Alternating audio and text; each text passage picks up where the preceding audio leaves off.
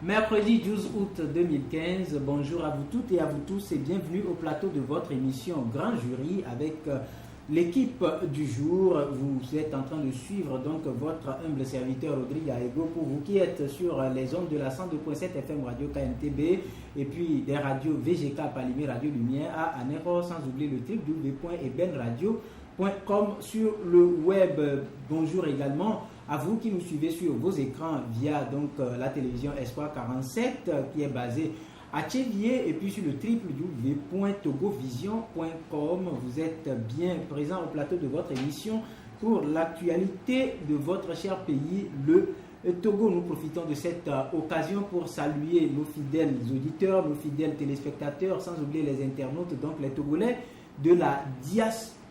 Bonjour à toutes les personnes qui sont détenues dans les prisons de par le monde, sans oublier celles qui sont dans les prisons au Togo. Bonjour donc à vous toutes et à vous tous. Nous allons autour de ce plateau ce matin évoquer la sortie médiatique de CAP 2015. C'était hier à Lomé avec la publication d'un mémorandum de 57 pages sur, entre griffes, le coup de force électoral du 25 avril 2015.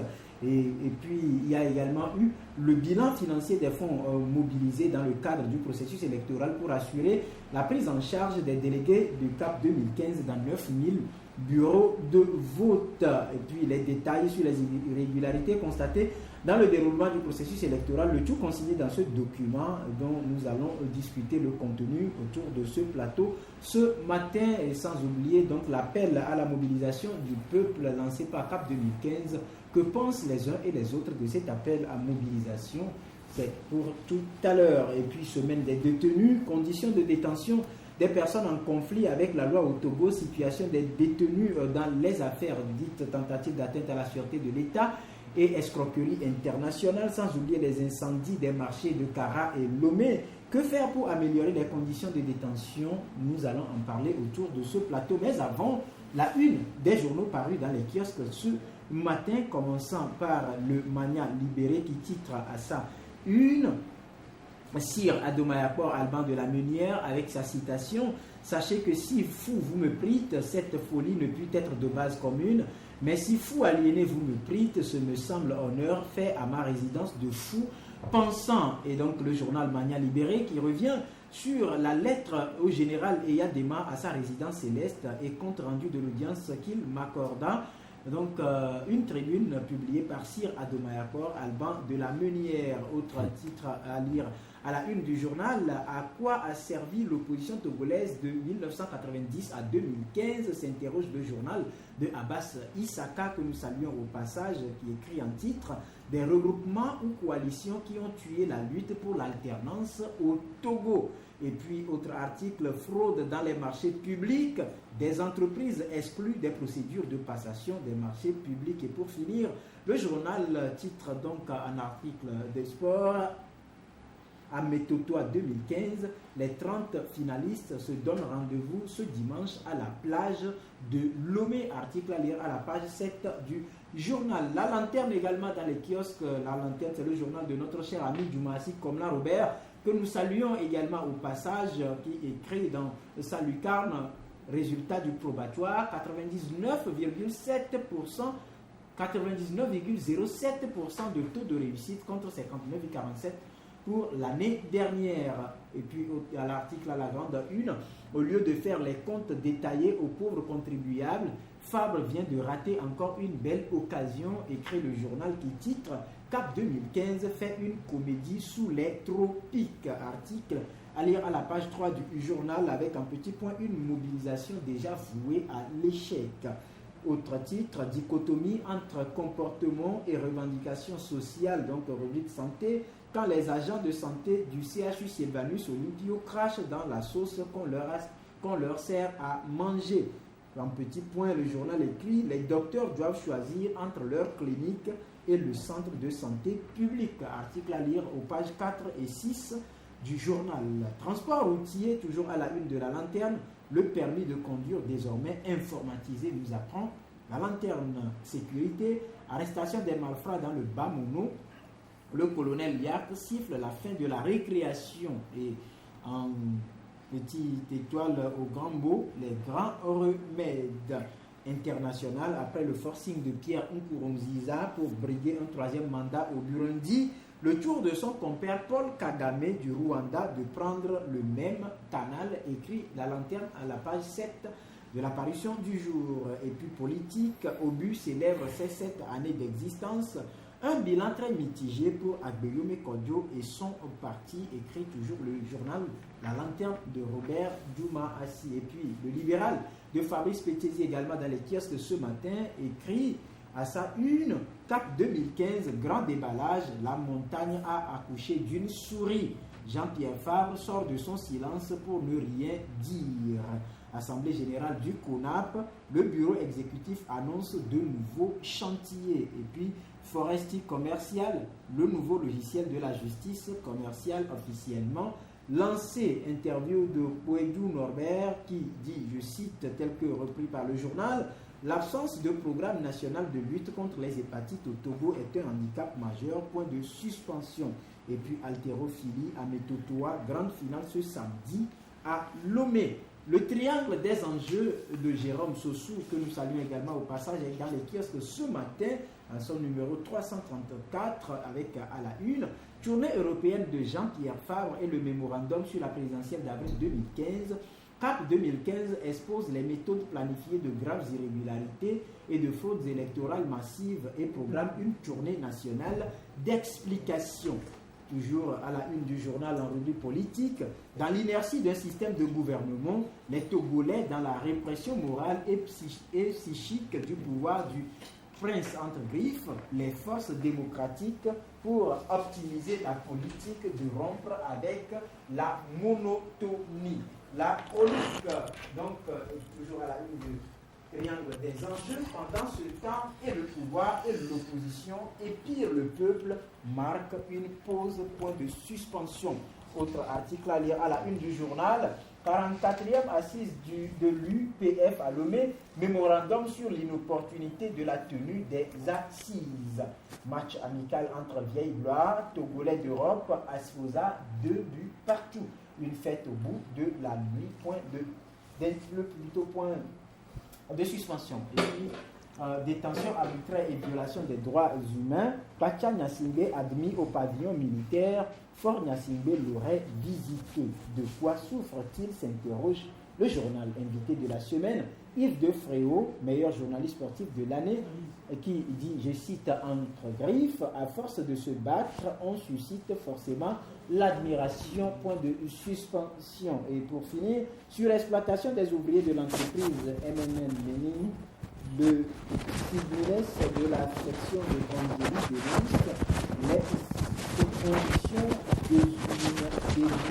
déshumanisantes, voilà, je suis arrivé, de travail, et exige du chef de l'État la fermeture de la société. Voilà donc tout ce qui concerne la une des journaux parus dans les kiosques ce matin, le Mania libéré, le triangle des enjeux, le libéral et puis la lanterne. Nous revenons donc autour de ce plateau pour une fois vous rappeler les grands sujets que nous allons débattre dans ce rendez-vous, sortie médiatique de CAP 2015 ce mardi à Lomé. Que retenir de cette sortie et que gardons-nous de ce mémorandum publié par CAP 2015 et quels commentaires faisons-nous de l'appel à la mobilisation lancé par CAP 2015? Et puis, semaine des détenus, quels commentaires faisons-nous des conditions de détention des personnes en conflit avec la loi au Togo, la situation des détenus Pacha Nyasingbe, Pascal Bodiounan et toutes les personnes interpellées dans le cadre de l'affaire des incendies des marchés de Lomé et Kara?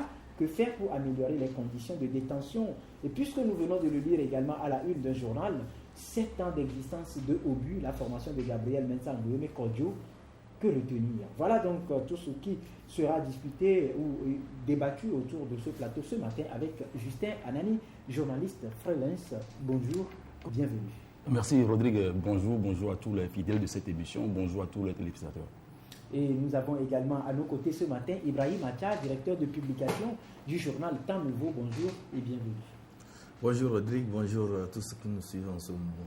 Et voilà rapidement avec vous, Justin. Hier, comme annoncé, la conférence de presse de CAP 2015 a eu lieu dans un hôtel de la capitale au menu des travaux, donc la publication d'un mémorandum d'environ 57 pages, un mémorandum qui revient en détail sur les irrégularités constatées par CAP 2015 dans le déroulement du processus électoral.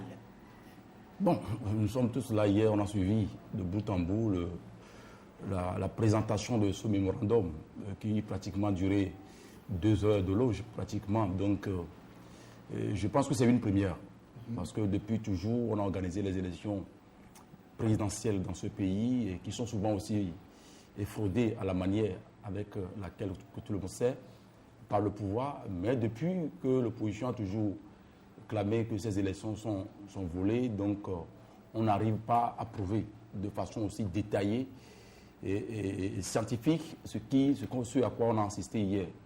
Donc moi je pense que pour cette première fois, CAP 2015 a fait un travail remarquable, d'abord qui est à saluer aussi, parce que il ne suffit pas de dire seulement que bon, ok, les choses n'ont pas allé dans le bon sens et que le pouvoir a volé, mais il faut arriver quand même à le prouver. Et donc c'est ce que CAP 2015 a eu à faire à travers son mémorandum hier.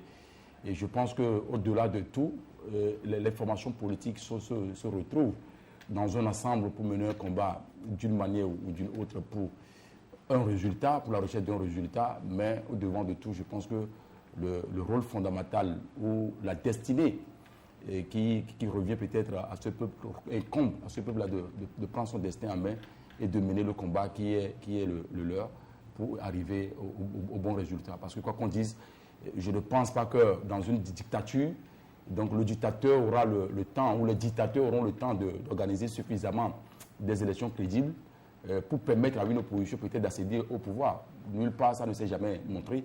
Mais je pense que c'est avec l'abnégation, la détermination d'un peuple qui veut l'alternance politique et que ces résultats, pour la plupart du temps, arrivent. Donc, ce à quoi on a assisté hier, je pense que c'est la première fois dans l'histoire du Togo qu'une formation politique ou un regroupement de formations politiques, puisqu'on en a connu de par le passé, a eu à faire un travail de ce genre et a présenté point par point, même vous avez suivi, donc des anomalies constatées, donc toute l'organisation qu'il y a eu autour de ce scrutin, que tout ce à quoi on s'attendait, ce n'est pas les résultats crédibles à proclamer, mais c'est l'apaisement. C'est ce à quoi on a assisté. Je pense que CAP 2015 a fait ce travail-là et c'est rentré dans la mémoire collective, de tout un peuple. Et puis bon, c'est bien également pour l'histoire. Voilà, on a longtemps parlé des preuves que CAP 2015 doit montrer pour prouver la victoire de son candidat à l'issue du scrutin du 25 avril. Je rappelle, scrutin remporté par le candidat du parti Union pour la République Fort Eswazini Nyasimbe, qui a prêté serment, qui est au pouvoir. Alors, Ibrahim Acha, avec ce document de 57 pages publié par CAP 2015, où il a été relevé point par point les détails sur les irrégularités, notamment on a parlé d'enrôlement massif des mineurs, des étrangers, on a parlé également du vote des bulletins, des spécimens de bulletins, on a également parlé du vote du nombre trop élevé ou l'écart trop élevé entre le suffrage exprimé et le nombre de personnes inscrites, ainsi de suite, beaucoup de choses. Qu'est-ce que vous, à votre niveau, quelle appréciation donnez-vous à ce travail de CAP 2015, un mémorandum de 57 pages, c'est beaucoup de travail. Oui, effectivement, et avant de venir à votre question, il est important quand même de replacer la sortie de CAP 2015 dans son contexte. Puisque M. Jean-Pierre Fabre a fait un voyage, il a fait une tournée européenne et on nous a dit qu'à son retour, il y aura le grand déballage. Le grand déballage supposait qu'il revenait avec certaines informations très importantes de l'Europe et il était censé venir et dire à ses militants que quand je suis allé prouver que c'est moi qui aurais gagné ces élections, les chancelleries occidentales m'ont dit ceci et je viens maintenant faire prévaloir, le verdict des urnes dans le pays. Mais ce qui a surpris, c'est que M. Jean-Pierre Fabre, lorsqu'il est revenu, rien n'a changé. Et ce qu'ils ont sorti comme mémorandum, c'est toujours la même rengaine, puisque depuis fort longtemps, avant même, lorsqu'on a commencé l'enrôlement même des électeurs, lorsqu'on avait commencé le recensement dans les bureaux de vote, c'est-à-dire la révision des listes électorales, c'est ce qu'on nous a toujours dit, qu'il y a eu l'enrôlement des mineurs, il y a eu des étrangers, il y a eu patati patata, mais c'est ce qu'on nous a toujours dit. Et ce mémorandum ne nous apprend rien de toute la litanie qui a été chantée depuis que le processus électoral a commencé. Là, il faut être précis là-dessus. Maintenant, quand on revient au travail fait, c'est que nous disons que quand même c'est important parce que quand vous allez à une élection, même si vous perdez ces élections, il faut savoir tirer leçon de ces élections. Et c'est ce que CAP 2015 a fait en faisant, disons, une récapitulation de tout ce qui s'est passé, tout ce qu'ils ont constaté comme anomalie. Et je pense que ce document peut servir aussi à la commission électorale nationale, c'est-à-dire que la CENI peut s'inspirer pour corriger certaines anomalies relevées dans l'organisation de ces élections. Mais au-delà de tout, au point de vue politique, cette sortie de CAP 2015 n'a rien apporté sur la scène politique nationale. Il faut dire que c'est une sortie qui, à mon sens, au point de vue politique, n'a pas d'impact, mais peut-être au point de vue remobilisation de l'opposition qui est presque à l'agonie, et ça donne un peu plus de tonus aux leaders de l'opposition et ça peut les amener à reprendre maintenant du poids de la bête et commencer par animer la scène politique nationale. Parce que depuis les élections, on n'a plus senti cette opposition sur la scène politique nationale et ça fait que le pouvoir aussi avait en face de lui une opposition qui est malade, à l'agonie, qui n'arrive pas à prendre en main sa destinée, qui n'arrive pas à influencer, à impacter sur la vie politique nationale. Mais avec cette sortie, si c'est vrai, que, comme l'a annoncé M. Jean-Pierre Farba, il y aura une tournée à l'intérieur du pays pour... L'explication. L'explication, je pense que la page des élections, ça s'est déjà tourné. Il faudrait plutôt chercher d'autres stratégies, reprendre un autre langage avec ces militants pour remobiliser les gens et se repositionner sur la scène politique nationale. Je répète, nous sommes tous des Togolais et nous n'avons pas sincèrement intérêt qu'on ait dans notre pays une opposition qui ne se retrouve pas. Une opposition délabrée, une opposition à l'agonie, une opposition qui se cherche. Nous avons besoin d'une opposition forte. Et ça fait partie aussi de tout ce que nous avons comme amour pour notre chère patrie. Parce que quand vous êtes à l'extérieur et on vous dit que l'opposition togolaise est une opposition qui ne se retrouve pas, ce n'est pas une fierté pour nous Togolais. Nous voudrons une opposition forte, structurée et bien dynamique. Voilà, structuré, bien dynamique.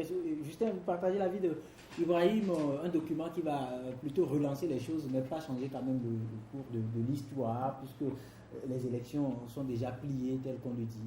Non, moi, je ne fais pas l'analyse de la même façon, de la même manière, parce que ceux-là qui ont toujours joué le jeu du côté du pouvoir, que ce soit se réclamant d'être journaliste ou de la société civile, je pense que ce qui est fondamental aujourd'hui pour le Togo, ce qui est cher aujourd'hui pour le Togo, c'est d'avoir des gens capables de pouvoir quand même faire le distinguo, d'analyser la situation, pourquoi nous en sommes ici, pourquoi malgré la richesse dont dispose le pays, les populations n'arrivent pas à surfer sur le minimum, pourquoi il y a tant de pauvreté, pourquoi il y a une minorité qui s'accapare de la richesse du pays. Je pense que lorsqu'on fait ces analyses-là, on comprendra mieux, on va aider plus le pays que de pencher d'un seul côté parce qu'on trouve les moyens à faire, on trouve les avantages, on pense que bon, ok, se remplir les poches uniquement, c'est la bonne chose.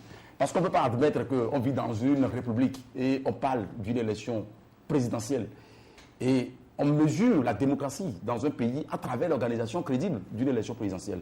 Mais lorsqu'on organise une élection présidentielle et que les populations n'ont pas le pouvoir de choisir leurs propres dirigeants et que les dirigeants s'imposent, je pense que dans ce domaine-là, on dira qu'il y a problème. Donc, je ne partage pas pratiquement ce qui a été dit parce que beaucoup pensent que ce qui a été présenté hier, c'est déjà vu et que bon, il n'y a pas grand-chose. Mais moi, je dis que c'est bon pour l'histoire. Ceux-là qui ont toujours clamé que l'opposition n'arrive pas à faire ceci, l'opposition est divisée, l'opposition n'arrive pas à prouver véritablement qu'effectivement, elle a été trichée ou non de par le passé. Ce travail qui a été fait démontre la suffisance. Vous avez vu, si vous lisez le document, vous avez pris le temps de lire le document point par point, vous comprendrez qu'en réalité, les institutions qui sont impliquées dans l'organisation de ce scrutin-là, de façon à ce que les choses puissent aller dans le bon sens, ont plutôt joué le jeu du pouvoir. D'une manière ou d'une autre, toutes les institutions de la République sont inféodées. Donc, vous comprendrez dans quel pays on peut se trouver et que les institutions qui sont impliquées dans l'organisation d'une élection donc puissent se pencher d'un seul côté et être manipulés de la sorte. Donc, lorsque vous analysez tous ces éléments-là, on dirait que le pays est un État atypique et il n'y a pas de démocratie. je le dis, je le réaffirme tous les jours que je fais, que le Togo n'est pas un État démocratique. Donc il y a une force qui est là, qui s'impose, parce que ce qui s'est passé récemment au cours de ce scrutin-là, vous êtes dans la salle hier, et M. Patrick Lawson est revenu là-dessus, il a dit qu'ils ont eu des réunions à un moment donné. Il était question peut-être de faire descendre, de lancer un appel à ce que les jeunes puissent descendre dans la rue. Peut-être qu'on va encore assister à ce qu'on a connu en 2005. Parce que les gens se sont préparés pour massacrer les populations. Parce qu'on ne veut pas quitter, on n'a pas intégré la notion de la démocratie. On sommes là, si vous voulez, venez nous déloger, donc on ne va pas partir. Mais on fait un habillage autour de tous ces éléments-là par l'organisation d'une élection qui en réalité n'est pas une élection. C'est pas qu'on puisse quand même clarifier d'élections démocratiques et transparentes. Donc, lorsque vous voyez tous ces éléments-là, il faudrait se poser la question de savoir qu'est-ce que nous voulons pour notre pays. Un État démocratique où le jeu démocratique est bien joué, ou un État atypique où on insiste, on met les institutions de la République en place, on ne leur laisse pas le temps, les gens sont manipulés un peu partout, les journalistes sont manipulés, et la société civile est complètement inexistante, on n'arrive pas à sentir les gens, même dans les problèmes, les questions qui touchent la vie de la nation, où la société civile doit jouer son rôle. Cette société civile est muette. Donc on pose toutes ces questions-là, on va se poser la question de savoir, nous sommes dans quel pays, nous sommes dans quelle république. Je pense que c'est en ce moment, c'est à partir de cet élément-là, qu'on doit maintenant analyser. C'est pourquoi moi, depuis, on m'invite un peu partout sur les antennes, je dis non, je ne parle plus. Parce que lorsque vous analysez la question de savoir quel pays, quel Togo nous voulons laisser pour les générations futures, nos enfants, quel Togo. Mais lorsqu'on se campe dans un camp parce qu'on ne veut pas intégrer le principe de la démocratie partout ailleurs, le Togo est le seul pays où on refuse l'alternance politique. Les gens ne le disent pas. Dans la sous-région, le seul pays qui refuse l'alternance politique aujourd'hui, c'est le Togo. Donc, une dynastie qui est installée, crânique, avec tout un système qui ne veut pas quand même céder. Donc, on expulse les gens, on arrête les journalistes, on manipule les gens. Ça, ce n'est pas un État démocratique. Donc, c'est là où moi je dis que ce à quoi on a assisté hier, je pense que c'est rentré dans l'histoire. Et si un peuple veut se libérer face à une dictature, c'est le peuple qui se mobilise, qui prend son destin en main. C'est ce qui est fondamental. Voilà, la mobilisation du peuple, en tout cas, on va en parler tout à l'heure, mais hier, dans cette occasion de rencontre avec la presse, a permis à CAP 2015 quand même de passer en revue tous les grands sujets. On a parlé également des situations des détenus, on a parlé du cas du directeur du centre culturel Mitron Mounian, on a parlé des personnes interpellées dans le cas de l'affaire des incendies des marchés. On a parlé de Pacha Nyasimbe Seko accusé. On a également parlé de Pascal Akousile Boudjounan. Et puis, au finish, Mme Brigitte Kafi Adjamabodion a souligné que c'est un document qui était très important pour amener le peuple à comprendre ce qui se passe réellement. Et elle a laissé entendre quand même que le pouvoir n'a jamais été mis en jeu autour.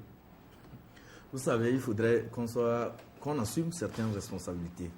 Quand on est un leader politique, je peux dire l'objectif principal, c'est d'accéder, d'avoir le pouvoir, c'est de conquérir le pouvoir et de gérer le pouvoir dans l'intérêt commun.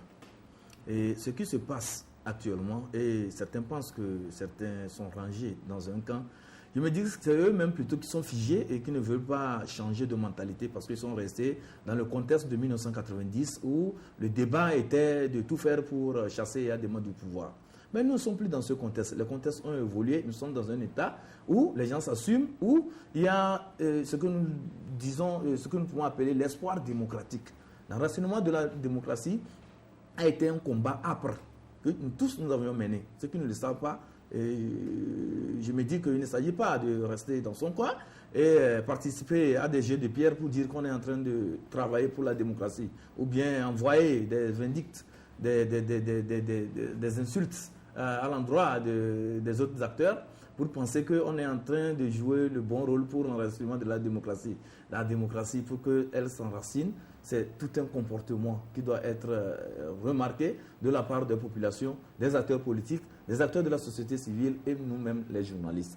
Je voudrais revenir sur un aspect pour vous dire que lorsqu'on nous dit que nous sommes dans une dictature, ça nous fait sourire. Ça nous fait sourire d'autant plus que lorsqu'un pouvoir est en train d'exercer son pouvoir qu'il a reçu légitimement des urnes, il ne peut pas prendre ce pouvoir et mettre ça sur un plateau d'or et aller remettre à son opposition. Ça ne se fait jamais. Nulle part au monde, ça ne s'est jamais fait. Donc l'alternance à laquelle tout le monde aspire doit être réfléchie pour pouvoir accéder à cette alternance, ça doit être un travail méthodique, un travail bien structuré et organisé. Ce n'est pas en se tapant entre les pattes que nous pouvons atteindre l'alternance. Est-ce que les gens sont allés au conclave pour désigner un candidat unique, parce que le contexte des élections était tel que c'est une élection à un tour et il fallait un candidat pour pouvoir exercer le maximum de pression, de contrebalance au candidat du pouvoir. Ce n'est pas les gens du pouvoir qui sont allés les manipuler pour leur dire que ne choisissez pas tel candidat. Ce n'est pas les gens du pouvoir qui sont allés faire capoter le conclave. C'est parce que les gens étaient, en tout cas, n'assumaient pas leurs responsabilités. C'est pourquoi ce conclave a capoté. Et quand ça a capoté, tout le monde était vraiment déçu. Pourquoi nous sommes déçus? Parce que quand vous avez en face des acteurs qui ne veulent pas s'assumer, qui ne veulent pas faire le travail qui se doit, en tant que citoyen, il nous revient aussi de faire une observation objective et de dire que telle chose ne va pas. Et quand on le dit, parce que ça égratigne des gens, on vous taxe de tel et tel. Et c'est dommage, c'est ce qui fait que notre démocratie n'avance pas. Et c'est ce qui fait que le combat politique dans notre pays est un combat rangé d'avance, parce que quand vous avez une voix discordante, on vous range en même temps, on vous dit que vous êtes vendu. Et c'est ce qui fait que ça ne marche pas. Il faut changer. Je pense que les mentalités ont évolué. Nous sommes à une époque où les gens sont suffisamment instruits, les gens ont accès à tout ce qui se passe, au schéma qui se passe dans les sous d'autres choses. Donc il faudrait vraiment évoluer avec la mentalité. Ne restons pas dans le contexte de 90, où les gens, bon, quand tu n'es pas de ce camp, c'est que tu es de ce camp, et quand tu émets une analyse qui n'avantage pas ce qu'on te range, et en même temps dans ce cas. Le travail fait par CAP 2015, je vous dis que le document, nous ne disons pas que le document n'est pas un document de qualité, mais nous disons simplement que ce document ne prouve pas la victoire de M. Jean-Pierre Fabre. C'est ce qu'il faut dire. Ça ne prouve pas, parce qu'on ne peut pas partir sur une compilation de 26 élits et dire qu'on a gagné les élections. C'est une aberration. Et ce document qui dit, il y a eu l'organisation, que les gens ont été enrôlés, les minéraux ont été fait ceci, il y a eu ceci, dans les bureaux de vote on n'a pas fait ceci. C'est ça qui prouve que M. Jean-Pierre Fabre a gagné? Non, mes amis, soyez sérieux. Il y a eu un vote le 25 avril dernier. Et le soir du 25 avril dernier, est-ce que les Togolais, la majorité des Togolais ont voté M. Jean-Pierre Fabre? C'est la question qu'il faut se poser. Et il fallait nous dire que, voilà, ici, à Tandjouari, il y a eu ceci, à Mango, il y a eu ceci, dans tel Céli, il y a eu ceci. Voilà les chiffres réels qui sont sortis de ces urnes. Et voilà comment ça a été fait. Voilà comment ça a été fait. Et il y a eu trépatouillage. Et tel camp a pris, ou bien voilà ce qui c'est ce que les Togolais attendaient. Ce n'est pas la même langue, la même litanie. Les mêmes... consigné dans le document. Rien n'a été consigné dans le document. Vous avez lu le document. Sauf que, un instant. Vous n'avez pas lu le document. Permettez-moi de vous dire certaines choses. Les résultats, vous comprenez, qui sont sortis des urnes le 25 avril dernier, les résultats là, c'est ce que la CENI a proclamé. Si c'est ces résultats qu'on nous amène, vous comprenez que nous sommes d'accord avec ça. Mais si c'est un autre résultat, que nous appelons les résultats fabriqués dans des officines, je pense que nous, Togolais, nous ne pouvons pas faire foi à ces résultats, d'autant plus que la concertation nationale de la société civile, financée par l'Union européenne, a fait aussi une compilation des résultats qui, à mon avis, rejoint un peu les résultats donnés par la CENI. Donc tout autre résultat ne serait qu'un résultat fantaisiste, fabriqué de toutes pièces pour pouvoir bluffer les gens, pour pouvoir se donner bonne conscience. Voilà, et Justin Anani, c'est vrai qu'hier, vous avez vu CAP 2015 a passé en revue les rôles joués par chaque acteur, notamment la société civile, le gouvernement, la CENI, la Cour constitutionnelle, la HAC, également les ambassadeurs accrédités au Togo, la communauté internationale et tout. Aujourd'hui, est-ce qu'on peut dire qu'il y a un travail à faire à tous les niveaux pour que tout ce qui sera issu comme amélioration puisse contribuer à l'amélioration d'un prochain scrutin, si cela devrait avoir lieu? Non, scrutin, je le dis tout à l'heure, parce que lorsque vous vivez dans une dictature où on instaure donc la peur du cimetière, on fait semblant d'organiser une élection qui en réalité, on met les mécanismes pour les frauder. On ne veut pas respecter les tests qu'on s'est donnés. C'est là qu'il y a problème. Vous prenez les dispositions contenues dans le code électoral. Ce code électoral a été violé systématiquement. L'organe qui est chargé de proclamer les résultats provisoires, dans quelles conditions il faut faire les compilations? Mais les tests ont été violés. Encore pire, on a mis en place un comité à la veille de ce scrutin, le comité mis en place le 24 avril. Et ce comité a à sa tête le premier le représentant de l'OIF. Et les circonstances, les conditions dans lesquelles on doit proclamer les résultats ont été détaillées en l'heure à l'âge. Et avec l'implication des partenaires, notamment l'Union européenne, tout, et un document a été signé par les acteurs. Mais on a passé outre, on a fait autre chose. Mais on veut faire croire aux gens que, bon, dans les conditions dans lesquelles nous vivons aujourd'hui, la majorité des Togolais aurait voté pour faire un système qui est là depuis plus de 50 ans. Non, moi je le dis, tenir ce genre de langage, faire ce genre d'analyse, c'est d'insulter peut-être la mémoire collective des Togolais. C'est prendre les Togolais comme des idiots. Moi je le dis sincèrement. C'est-à-dire qu'on quitte un terrain politique, on fait semblant, on fait de l'habillage des choses, on fait venir les étrangers, ils sont logés, campés quelque part, on leur a demandé de fabriquer les résultats, ils ont passé par tous les moyens. Tantôt c'est sur ça qu'on doit utiliser, après ça c'est ceci, on a fabriqué des résultats. Parce que lorsque vous faites le document là, vous avez vu le document, vous l'avez vu hier. Oui, bien sûr. Quand vous lisez le document, à un niveau là, j'ai eu peut-être à s'offrir, parce que j'ai pu comprendre qu'il y a encore d'autres qui ont signé. Ce n'est pas seulement les représentants du CAP qui ont signé. Il y a d'autres qui ont travaillé dans les CELI qui ont encore signé. Mais vous allez voir qu'à un niveau donné, une seule personne a posé sa signature en lieu et place de 3 personnes. Je ne pas rien, le document là. Parce qu'il faut lire le document avant d'en parler. Dire que ce qu'on a rédigé dans ce mémo-là, c'est parce que c'est déjà connu par le passé. Mais si c'est connu, l'Union européenne, l'UIF est revenu là-dessus pour dire qu'on a constaté des anomalies graves dans le fichier électoral. Et le travail a été fait, mais ce n'est pas le travail d'audit qui a été fait. Et tous les acteurs étaient d'accord d'aller sur la base. C'est le pourquoi à un moment donné, ils ont demandé à ce qu'il y ait un accord entre les partenaires, entre les partis. Et c'est ce qui a été signé le 24. On a passé outre, on n'a pas respecté, on a violé le code électoral. Il y a un camp, bon, c'est parce qu'on a terminé sur les 42. On a fait la compilation de 14 CELI et CELI. Il y a sur les 42, il y a problème, on discute. À un moment donné, on a fait venir peut-être les présidents ghanéens et ivoiriens. Ils ont demandé à ce que, s'il y a problème au niveau d'une CELI, vous l'écartez, vous évoluez. Et d'un seul coup, au soir là, on proclame les résultats. Et avec la manière, l'image fait le tour du monde, ça fait la honte. Il ne faut pas être voulu pour accepter des trucs comme ça. Non, soyons sérieux. Soit on peut faire la démocratie, on respecte les tests qu'on s'est donnés. Le code électoral, on l'a violé. Est-ce qu'on a violé le code électoral ou on ne l'a pas violé? Comment est-ce que dans ces conditions-là, moi, on va me dire que Fona Sibia a gagné les élections avec la manière la plus éloquente? Donc c'est là où moi je dis que soit... revient le truc... Non, je parle à moi en tant que Justin Rani. Donc on ne peut pas me dire ça. Donc quelqu'un peut peut-être accepter des trucs comme ça. On a vu le rôle que la société civile a joué. On parle d'une concertation de quoi financée par l'Union européenne. Le premier responsable de cette concertation, sa prise de position, au lendemain du scrutin, tout le monde le sait. Aujourd'hui, quand vous écoutez, il intervient sur les radios, il est décrié par l'opinion. Parce que vous ne pensez pas que dans l'opinion, les gens ne sont pas intelligents. Qu'on soit journaliste, qu'on soit je ne sais pas quoi, quel que soit le diplôme qu'on a, les gens sont intelligents. Même les gens qui n'ont pas mis pied à l'école sont intelligents plus que nous. Parce que quand on parle, parce que nous avons eu l'opportunité, des milliers de personnes nous écoutent. Pour ne pas dire de millions de personnes nous écoutent. Donc, soyons quand même raisonnables. Nous vivions dans un état où le pouvoir qui est là n'a pas encore intégré en son sein le principe de l'alternance politique. C'est le jeu politique. Vous allez à une élection, on vous gagne, vous quittez, peut-être aux échéances prochaines, vous vous présentez, vous gagnez, c'est à tout de rôle. Ça se passe un peu partout sur le continent, même dans la sous-région ici. C'est là où je dis, le Togo est le seul pays qui refuse depuis 1990 l'alternance politique. Sur cette base-là, maintenant, il faut poser la problématique. Qu'est-ce qui fait qu'aujourd'hui, les tenants du pouvoir n'arrivent pas à s'aider? En tout cas, parce que vous n'avez pas l'adhésion populaire.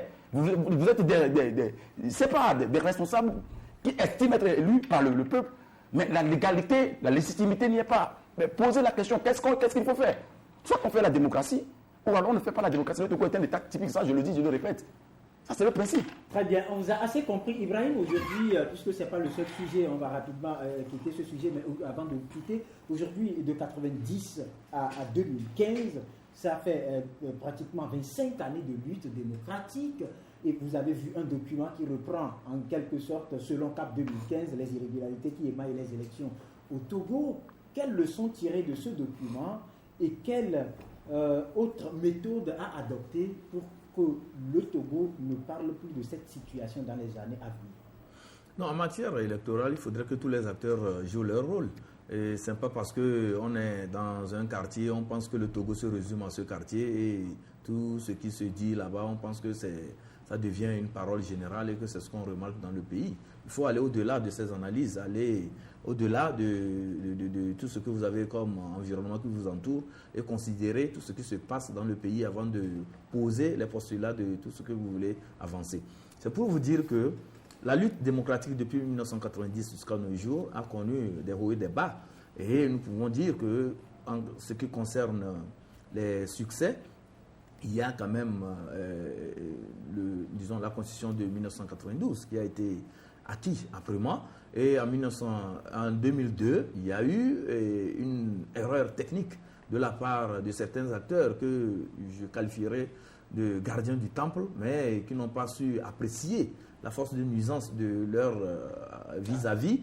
Et ça fait que nous avons assisté à ce que nous avons appelé le tripatouillage de la Constitution de 1992. Et ça, vraiment, ça nous écœure.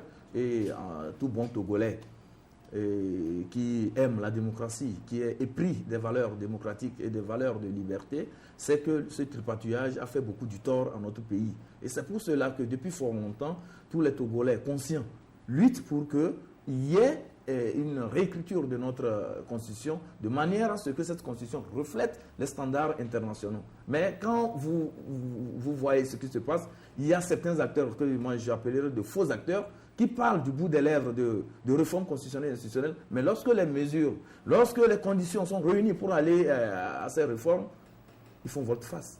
Ils posent certaines actions, certaines conditionnalités qui font que les choses n'évoluent pas. Et quand vous voyez bien, ils font semblant d'être des radicaux, mais au fait, ils ne le sont pas. C'est une distribution de rôles. On leur dit, faites ceci, et ils le font, faisant croire à la majorité qu'ils sont en train de jouer un rôle de pression, un rôle de contre-pouvoir, mais en réalité, c'est des gens qui sont des valets, c'est des gens qui sont au service même de ce qu'ils sont en train de dénoncer. Aujourd'hui, les Togolais sont suffisamment intelligents. Quand les gens viennent, ils proclament des intentions, ils disent que nous sommes des... Mais ça fait rigoler. Parce que dans la pratique même, dans la manière même d'agir en tant que politicien réfléchi, on ne sent pas ça. C'est que vous voulez dire que des erreurs sont faites sciemment pour favoriser le pouvoir. Nous le savons très bien, ça c'est pas un secret. Les gens commencent par reconnaître les gens, les masques commencent par tomber. Et nous savons comment les gens signent des alliances hors du pays, sur le dos des Togolais, nous le savons. Il y a des informations qui circulent.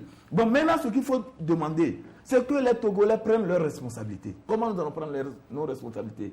C'est que lorsqu'il y a un acteur politique qui émerge, qui incarne la volonté populaire, qui défend les valeurs que défendent les Togolais, je pense que c'est cet acteur politique qu'il faut commencer par voir, qu'il faut commencer par regarder. Ce qui s'est passé, l'épisode qui s'est passé lors de ces élections de 2015, c'est un épisode vraiment qui a déçu.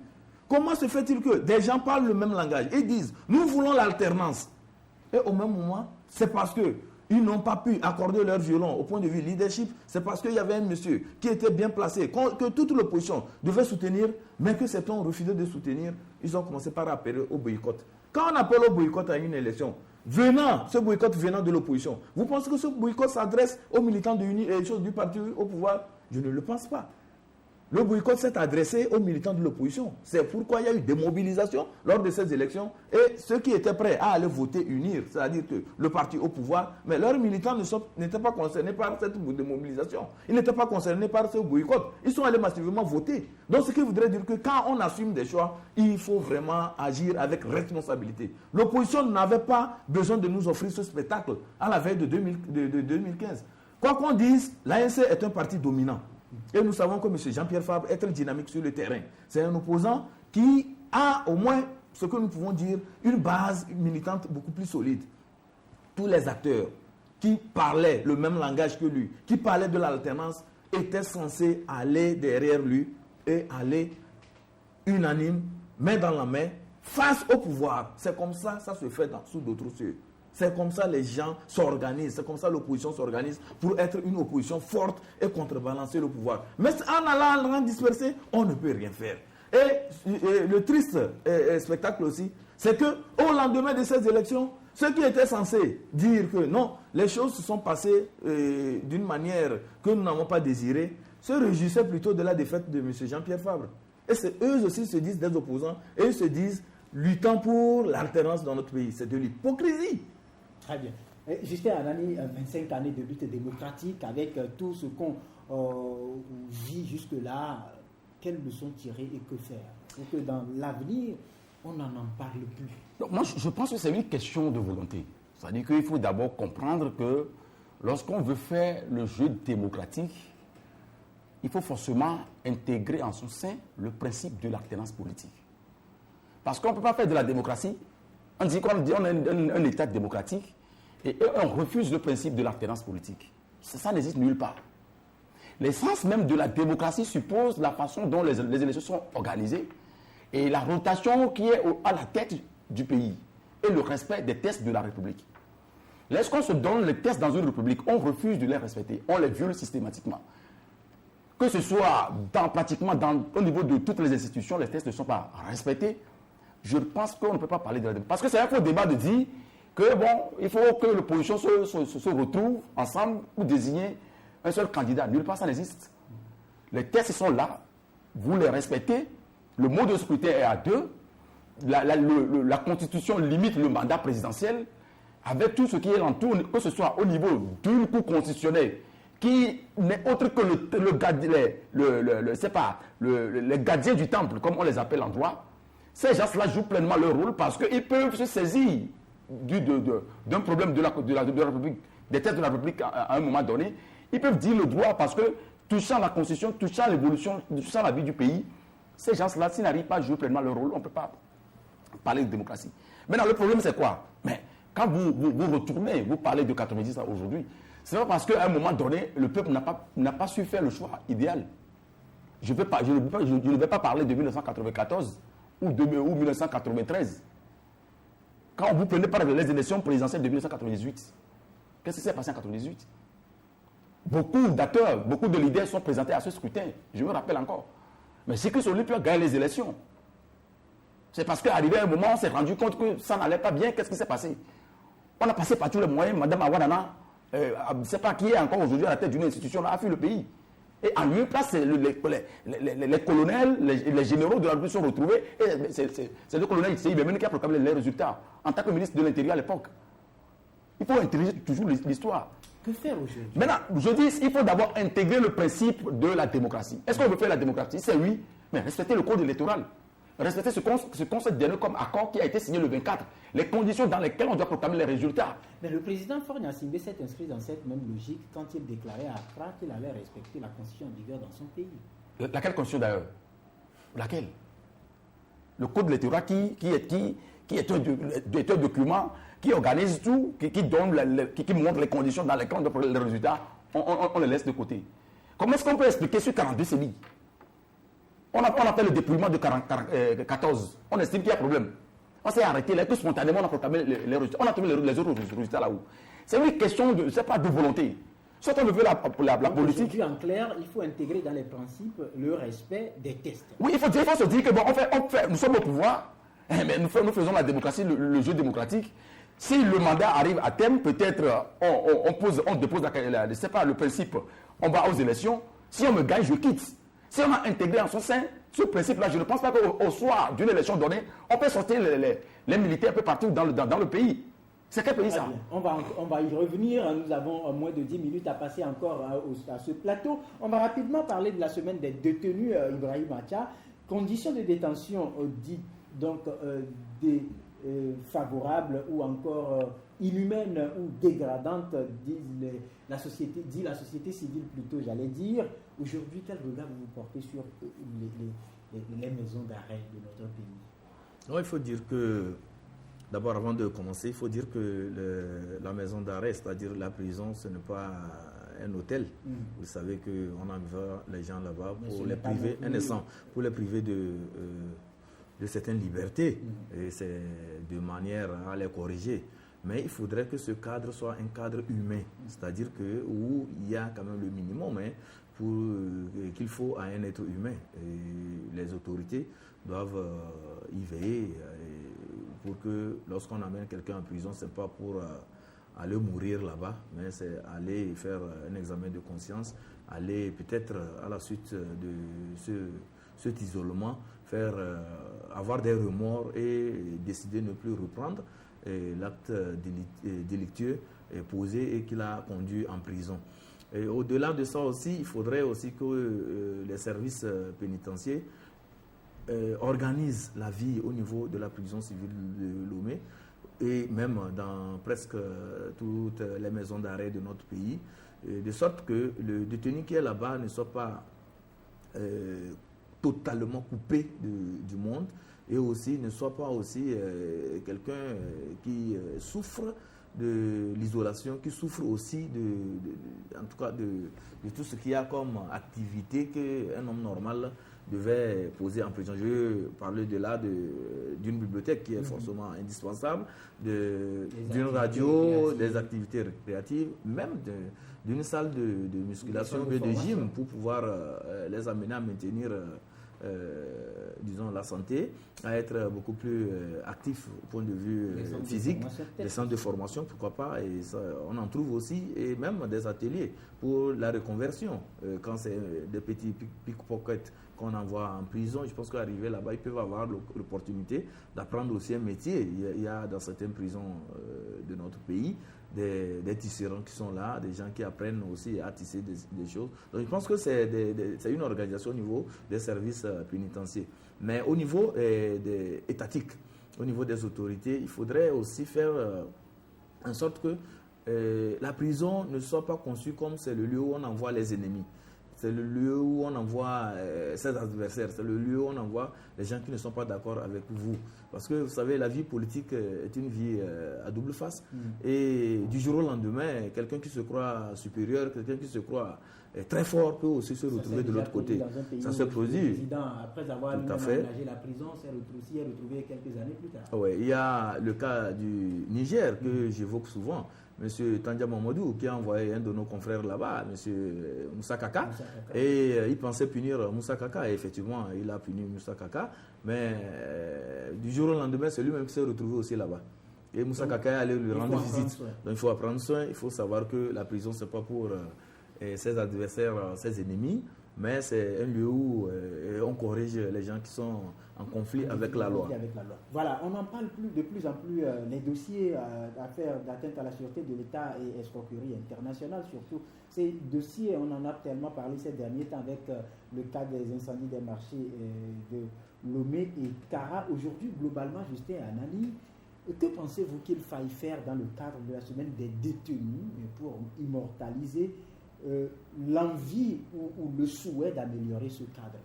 Non, améliorer ce cadre, je ne sais pas, c'est une question également de volonté. Parce que la plupart du temps, on pense que quand on envoie des gens en prison, on ne va pas prendre soin d'eux. Bon, ils sont oubliés. Il y a un autre des décès un peu partout, pratiquement une trentaine chaque année que Dieu fait.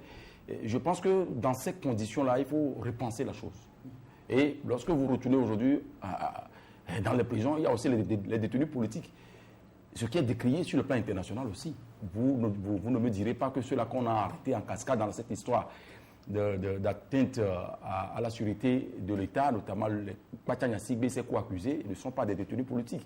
Et Pascal Boudjouna, son cas est là, et dans une affaire dite d'escroquerie internationale. Ceux-là qu'on a arrêtés même dans les affaires des incendies des marchés du Togo, notamment le grand marché d'Adablato à Lomé ici, qui sont un peu envoyés un peu partout en cascade dans les prisons. C'est une manière de dire qu'en réalité, on veut régler des comptes politiques. Et on s'appuie sur la justice pour régler ces comptes-là. Ce qui fait qu'en réalité, lorsqu'on évolue sur ce terrain-là, on risque peut-être de passer à côté de l'essentiel. Et c'est là où moi je dis que lorsque le pays n'est pas un État démocratique, on ne peut pas se soucier, on ne peut pas tenir compte de la vie des citoyens qui sont envoyés, qui sont en conflit avec la loi au niveau des maisons d'arrêt.